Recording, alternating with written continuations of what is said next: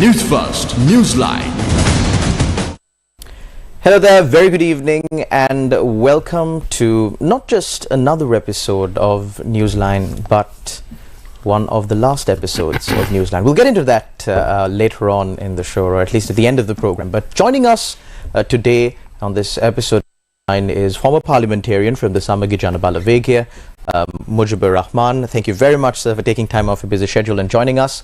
First things first, the online safety bill has been challenged in the Supreme Court. The matter was taken up for hearing first day today. 45 petitions have been filed against this bill. The Samagi Jana Balawegya has also filed a petition. How do you hope to proceed on this?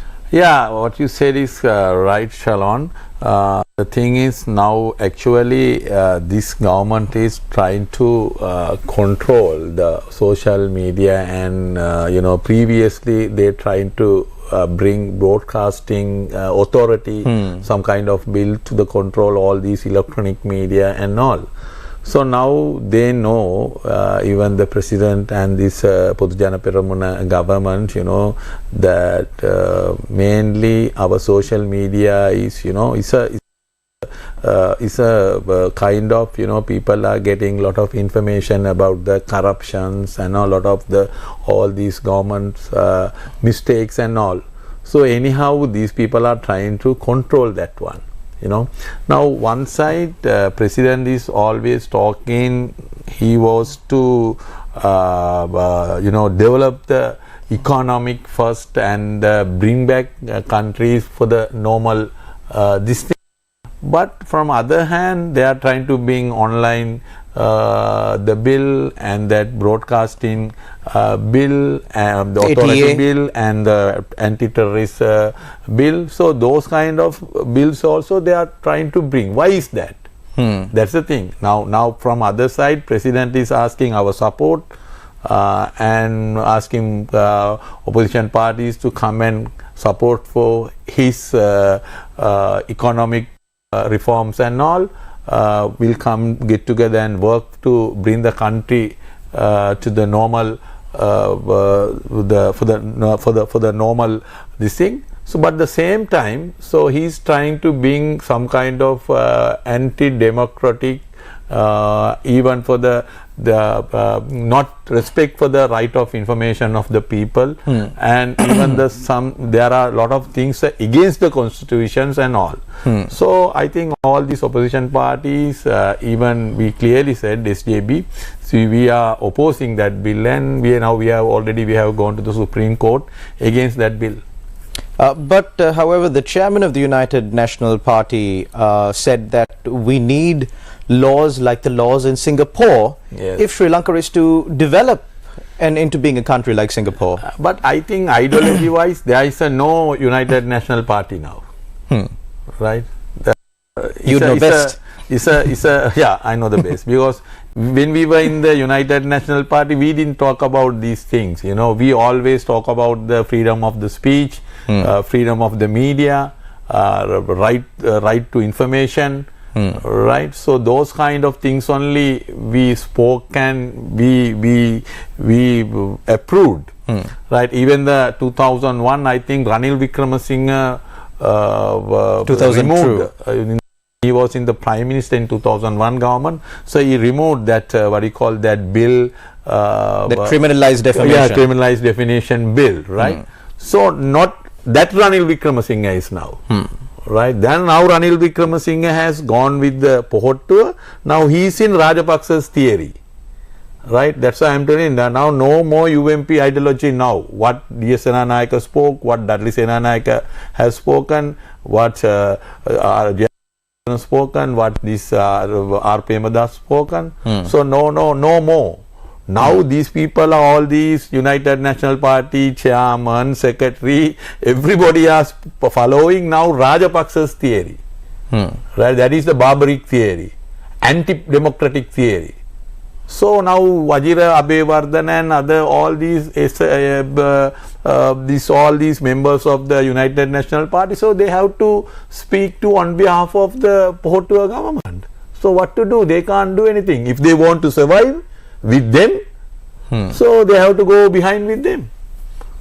But now elections are postponed, elections have been postponed indefinitely. That's the local government election.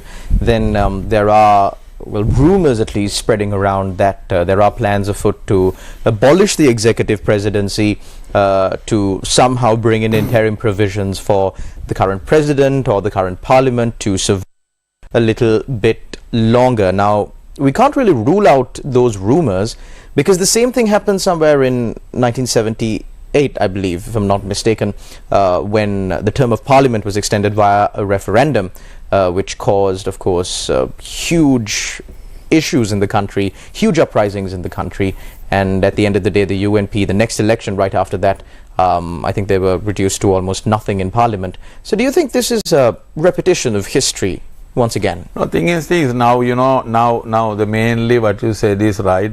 They call the independent commission called the local government election. So I resigned from the parliament to contest for the Colombo mayor role. Right. So unfortunately, even I voted for that independent commission in 21st amendment, which Ranil Wickremesinghe brought to the parliament. I also voted for that. But we all saw that is the independent commission. But finally, Ranil Wickremesinghe shows us it's not an independent commission. He can stop any of their work. So finally, what he did, he didn't give the money to have the election. Now election. We went to the Supreme Court. Now Supreme Court is hearing the case. Right now, it has the case is they have postponed to November. Right now, almost 6-7 months, I think, are postponing every month. And other thing, so that is not an independent commission no more. Now I am also victim of that. Right. So other thing now is because they postponed the election, they know president and the Pohottuwa government, they know if the election hold it, definitely they are going to defeat the election. Right. So because of that, they say no money, so they postpone the election. Now what you said is now they are trying to abolish the executive president system and change the parliamentary election system also. Today I think they have gazetted, appoint a committee under Vijayadasa Rajapaksa to change election system, parliamentary election system. So normally I think if they want to abolish the presidential election system, but I think because of Ranil Wickremesinghe thing, he can't win the election. So because of that, he want to abolish the presidential election system and come to the parliament. Right? If he can't, even when he was a prime minister in the Yahapalana government, so which he amended the constitution and he got more powers. Right? We reduced all executive presidential powers and we got all the powers to the prime minister. Right? Now he became the president, he enjoy all these powers and he know next presidential election he can't win it. So now he is trying to abolish the president. So I think we can't accept it because these rulers, right, these leaders, if they can't win the election, they are not holding the election. Right? If they can't win the president's election, they don't want to have the president system.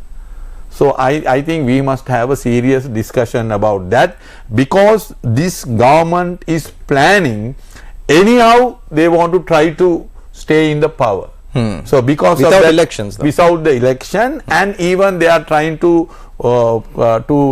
reduce the democracy of this country, to bringing online bill, broadcasting authority bill and anti-terrorism bill, so they are things are against our constitution, against the freedom of the people. So from other side they are trying to show to the people, so we are going for reforms, right? So actually they are in their mind that is not right. They are in different, because they want reforms now for the different purpose, right? Because of they can't win the election, so they don't want to abolish. They want to abolish the president system. So I think all these political in the opposition, so we must have a long discussion about this and serious discussion, and final will take the decision. So, at least regarding the abolition of the executive presidency, now, whether or not, usually, at least in the history of Sri Lanka, positive reforms are usually bought with good intention. Yes. It's usually for an ulterior motive. Yes. That good reforms are bought. And I think, case on point, if of course, take your word fully for it, is the fact that the powers of the executive president were reduced significantly under the 19th Amendment to the Constitution, and was concentrated around the Prime Minister. But you yourself now admitted to the fact that this was done because Prime Minister Ranil Wickremesinghe at the time really wanted to exercise all of these powers. So, when we speak about these reforms, of course, since they are not coming at least with the best of intentions in a politician's heart for the betterment of the people, at least during a crisis situation where they think, well, there's no point in having an executive presidency if I am not going to be able to exercise the powers of the executive presidency, so we need to abolish it. This SJB, the UNP, and almost all political parties in Sri Lanka have always promised to abolish the executive presidency. Do you not think that we should take this opportunity with both hands? Exactly. Our party policy is SJBs. We are accepting abolish the executive presidency system. That's a no argument. So we are agreed for that, right? Even this elections reforms also we were talking about, past days. We all agreed for that. But thing is, now at the moment, this present government changing the election system and now all, we are requesting from them, first you all must have local government election. Then we'll talk about the other things. So without having the elections, no, we don't need any reforms for the other election system. Right? So that means they are trying to play a game with us. Right? They are not holding the local government election because of they are losing the elections, and they are trying to bring some reforms to the parliamentary election and executive system. Right? What they can benefit, they think. So right, so we they that's why I'm telling you, actually the president at this port to the present government, actually they are not doing anything genuinely. Right? Anything on behalf of the country. Still they are working on their political agenda. Right? Still they are working on their survival. So for because of those reasons, think about it twice. So are you saying that the SJB would definitely not support the abolishment of the executive? No, still we didn't have any discussion about these matters, So because there are still rumors, of course, nothing solid has been brought forward. We'll see if they bringing the proposal to abolish the president system and changing parliamentary election system. So we'll see. We can talk those things, and on that situation. So as a political party, we will take the decision. But you said that the Samagijana Balavege wants the local government elections to be held before anything else. Are you hopeful that the government will hear your pleas and that's the thing. That's the thing. If government, that's why I'm telling you, these people are not genuine. Right? They are not. Their intention is they want to survive. Right? They want to keep their leadership and government. Right? Not because of the country. They don't want to sacrifice anything. Right? They postpone the local government election because of they are losing. Right? That is not no one can accept that one. But they took the decision not to give the money for the election. But the government still maintains that they don't have money. No, now they are having money. No, then now they can, even now the present election commission already they have informed to the government, so they need money for the local government election. They have sent a request, but they have sent a request for the government, but the government has still not replied. So that means they are, that's why I'm telling you, they playing games, they are telling something to us, and Mr. Ranil Wickremesinghe giving some points to oppositions, and we were, so he won, we are to talk about those things, and he's doing different thing. Right? What you said now 1 year back, 2023, before the independent, I will sort it out the national issue. Right? Then he talk about the 13th Amendment. He said until the 13th Amendment, I won't implement the land, police powers and all. So then in the country there was a big howl. Right? There are a lot of people talk about against the 13th Amendment. There are some people talk about supporting 13th Amendment, and there's a crossfiring. Right? But finally he didn't know anything. Right? So he's time to time, he's giving something to us to talk. So we are going behind that, and he is doing different thing. So we'll wait and see. So that he is doing, in your perspective, what? By giving the general public but he's taking time, I think. So my view is he's taking time. I because we also work with Ranil Wickremesinghe, so we know about finally what he's doing. So we'll wait and see. I don't think anything he won't do it. He has to go for finally he will have the presidential election. When the February comes, he will work it out whether he can win the election. If he think he can't win the election, he will wait until his term finish, and he will go. He will go as an abolish executive presidency? No, he will retire from the. Yeah, he has to go from the retire from the presidency. No. Right, and then hold the presidential election. Oh yeah, if he can't win the election, he won't contest. He won't contest. Right, that is my opinion. So let's talk a little bit about the economic crisis in the country now. The IMF plays an integral part in the revival of Sri Lanka's economy, the economy that was doing all right but was brought down due to inept decisions on the part of the government. The IMF stepped in, they conducted a governance diagnostic. We had several civil society here in Sri Lanka, the Transparency International, Centre for Policy Alternatives, and a number of other civil organizations, including PAFRL, also conducting a governance diagnostic here in Sri Lanka and pointing out to the government exactly where they went wrong and what they need to do. Specifically speaking about the IMF recommendations for the Sri Lankan government, we have not quite met all of the targets that were set by the IMF before the release of the second tranche, which is one of the reasons why the second tranche is being delayed. Why do you think the government is not reaching these? Yeah, that's the thing. Now, actually, Sharon, our Sri Lanka is the member of the IMF, right? So we have been gone to the IMF nearly 16 or 17 times, right? So it's not a new thing going to IMF, right? Now IMF for the second the payment, they had a discussion with government, and they say the government has not implemented the things what are they recommended to do that one. So nearly I think 40% is not implemented, right? And the same time now they have issued the report about the present government. That is the important thing, right? So the thing is, I really worried about this IMF has given some recommendation about the Sri Lankan government, how they governance, right? About their governance. They say totally this is the corrupted governments.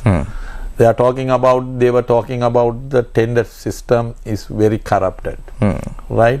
Even they say that the governance power is having still the small family is the running the country, right? So there are a lot of then they were telling no transparency, right? So even they are accepting what the Human Rights Commission has told about our economic crisis. It's not a the crisis. It's crisis actually created by the leaders, the politicians, right? That is also economic crimes. They say they say economic crimes. So that is also approved by IMF. They are accepting that one. So totally if someone read that report, I don't think any investor will come to Sri Lanka. Right? So the IMF is not happy with the governance. Right? So they say totally it's a corrupted regime. Right? That is the problem. right? The president is going around the world and everywhere and every month. Now every week president is out of the country, right? Even we are in the economically very bad situation, and they are talking about the still some the import restrictions are there, right? But even the ministers and some MPs of the government side, always they are in abroad, right? So they are say one time no dollars and all, but they are enjoying maximum, right? So my point is, now problem is, if somebody read the IMF report, internationally, I don't think any investor will come to Sri Lanka, right? Other thing is, the IMF money, only IMF money is not enough for go forward to us. Is for the temporary solution, right? It's the IMF is the temporary solution for us. But from the IMF, I think totally they are going to give us I think 3 billion. It's close to 3 billion, right? So $3 billion, right? Yeah. So because of that, so we need some sort of concrete program and some kind of the active new administration, right? But only thing is, now still in our government is corrupted government. So these are the people created the situation. So still they are in power, right? We need a confidence. You think this government has a confidence? They don't have confidence. Nobody will have confidence on this government. Even the local investors, they are also not investing, right? Even there are a lot of local investors now. They are going to Bangladesh, they are going to Vietnam, they are going to Nepal, different countries. So who is going to come from the international community over here? No one.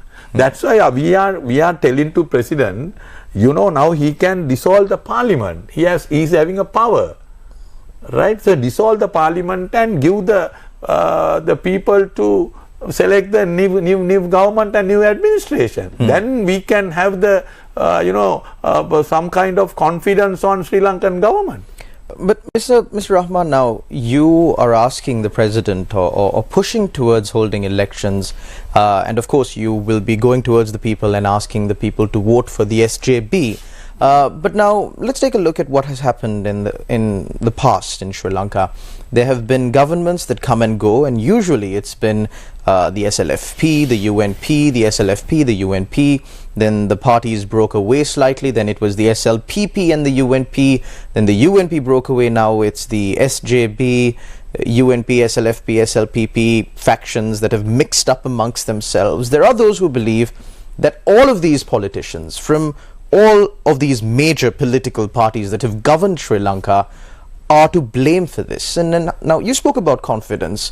What do you have to say to the people who would say we don't have confidence in any one of them, because at some point in our lives, more than once, they've been in power and they've messed up?